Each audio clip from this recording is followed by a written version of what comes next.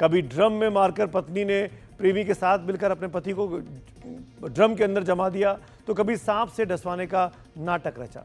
इस बीच मध्य प्रदेश में पत्नियों से प्रताड़ित पुरुषों की संख्या अब तेजी से बढ़ रही है। कई संस्थाओं ने पुरुषों के लिए काम करना शुरू कर दिया है। हेल्पलाइन नंबर पर साल भर में 22,000 से ज्यादा लोग मदद मांग रहे हैं अपनी पत्नियों से पीड़ित होने पर। बल्कि अब पुरुष आयोग बनाने की मांग भी उठने लगी है। ये वो बेचारे पति हैं जिन्हें पत्नियों का बर्ताव वैवाहिक आतंकवाद लगने लगा है।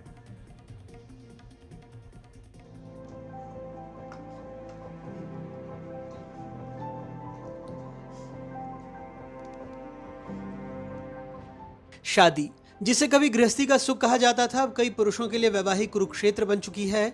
इंजीनियर अतुल सुभाष की आत्महत्या ने चुप्पी की दीवार पर पहली दरार डाली। अब मध्य प्रदेश में भी पति रो रहे हैं, चुपके नहीं, खुलेआम। भोपाल के उमेश सलोनिया, शादी कर ली, सपने बोए, पत्नी को पढ़ाया, एमएससी करवाई। पढ़ाई होते ही आरोप लगाया कि पत्नी 8 महीने तक गायब रही। शिकायत करने थाने गए तो उन पर ही मारपीट और दहेज प्रताड़ना का आरोप लगा। मेरा जीवन खराब हुआ है, लेकिन मैं उन लोगों को सज़ा दिलाऊंगा।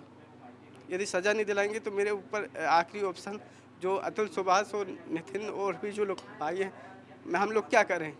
कानून हमारे साइड नहीं है, अपराधियों के साइड है। आज हमारे पास हमारा घर बचाने के लिए कोई ऐसी धारा नहीं है। आज एक आदमी कहते कमाने बाहर जाता है, अपनी फैमिली को किसके भरोसे, कानून के भरोसे कि यदि होगा तो वो हमारा साथ देगा, लेकिन यहाँ तो कानून ही गलत है। आफ्ताब अली, कभी आंखें थी ही नहीं, फिर भी मारपीट का आरोप लगा। सरकारी नौकरी मिली तो पत्नी ने सपनों के बैंक से फिक्स डिपॉजिट मांग लिया। कहते हैं पत्नी परिवार से अलग रहने का दबाव बनाने लगी। बात नहीं बनी तो मायके चली गई। यूपी के रहने वाले हैं, लेकिन मायके वालों ने गुजरात के 2 अलग अलग शहरों में एफआईआर करवा दी। अलीगढ़ में भी मामला दर्ज हुआ। आफ्ताब भागते रहे, कानून की छड़ी देखते रहे। बेटी 7 महीने की थी तभी बीवी साथ ले गई, आज तक मिल नहीं पाए हैं। इलाहाबाद हाईकोर्ट में केस चल रहा है, लेकिन अदालत से हर महीने किस्त में दर्द मिलता रहा।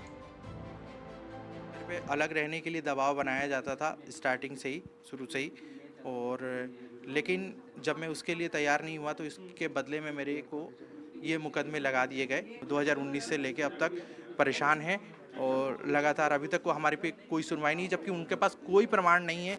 बिना किसी प्रमाण के ही उन्होंने सिर्फ आवेदन दिया है और उसके बदले में मुझे ये सब चीज़ें फेस करनी पड़ रही है। वाल्मीकि अहीरे, शादी के 9वें दिन पिता को खोया, घर की छत संभाली, लेकिन पत्नी को ये मंजूर नहीं था। छोटी छोटी बात पर लड़ाइयां, मां को वृद्धाश्रम भेजने की मांग, ना मानी तो झूठे केसों की झड़ी का फरमान।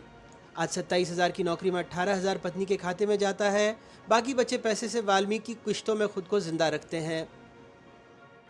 बीच बीच में उनके परिवार को मैंने मैसेज द्वारा जानकारी दी, मौखिक भी कहा कि भैया उनको भेज दो, लेकिन किसी ने एक ने नहीं सुनी। और ऊपर से उनकी मम्मी कहती कि अगर इनकी मदर एक्सपायर हो जाएगी तो हम अपनी लड़की को भेज देंगे। तो फिर मैंने तलाक के लिए अर्जी लगाई थी कोर्ट में। जब दुख बांटने वाले नहीं मिले तो भाई बनाना पड़ा, संस्था नहीं मजबूरी का नाम। भोपाल में पुरुषों के लिए हेल्पलाइन खुली। फोन पर हर महीने 2,000 पुकारें आती हैं और हर पुकार में टूटी हुई हंसी, घुटी हुई चीखें। संस्था को साल भर में 22,000 शिकायतें मिली हैं। 46 पुरुषों को आत्महत्या से बचाया गया। हर महीने 2,000 प्रताड़ित मदद मांगते हैं।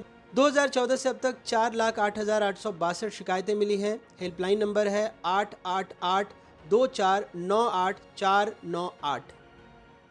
हमारा पूरा समर्थन ये है कि हम लोग उन पुरुषों को सुन रहे हैं, हम समझ रहे हैं।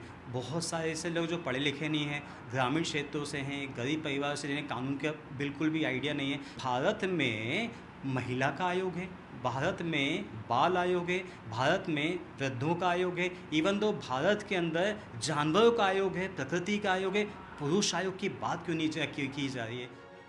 एनसीआरबी के 2023 के आंकड़ों के मुताबिक देश भर में हुई कुल आत्महत्या में से मध्य प्रदेश में 15,386 लोगों ने सुसाइड किया। 9% आत्महत्या मध्य प्रदेश में दर्ज हुई। मध्य प्रदेश में 7,532 विवाहित पुरुषों ने मौत को गले लगाया। 3,128 विवाहित महिलाओं ने भी आत्महत्या की। 5 सालों में पारिवारिक कलह के कारण मध्य प्रदेश में 31.7% लोगों ने आत्महत्या की। देखिए, ये आ गया है एक नया तरह का आतंकवाद, जो कि वैवाहिक आतंकवाद हम इसको बोलते हैं, मैरिटल टेररिज्म। इसमें महिलाओं ने जो हमारे देश के कानून हैं जो उनके फेवर के लिए बने हैं, उनकी सुरक्षा के लिए बनाए गए हैं, उनका गलत इस्तेमाल करके पुरुषों के ऊपर, पति और पति पक्ष के ऊपर फर्जी मामले दायर किए हैं। जो कल तक घर बसाने के सपने देख रहे थे, आज वकीलों के दफ्तरों में अपनी जिंदगियों की फाइल ढूंढ रहे हैं। कभी किसी वकील की मेज पर, कभी किसी जज के फैसले में, कभी किसी हेल्पलाइन की घंटी में रोती हुई आवाज गूंजती है, हमें बचा लो। मैं पुरुष हूं और मैं भी प्रताड़ित होता हूं, मैं भी घुटता हूं, पिसता हूं, टूटता हूं, बिखरता हूं, भीतर ही भीतर रो नहीं पाता, कह नहीं पाता। ये लाखों उन प्रताड़ित पुरुषों की आवाज है जो आज भी न्याय की उम्मीद में बैठे हैं। इन्हें न्याय कब मिलेगा किसी को नहीं पता। भोपाल से कैमरा पर्सन अभिषेक सिंह के साथ आकाश द्विवेदी, एनडीटीवी।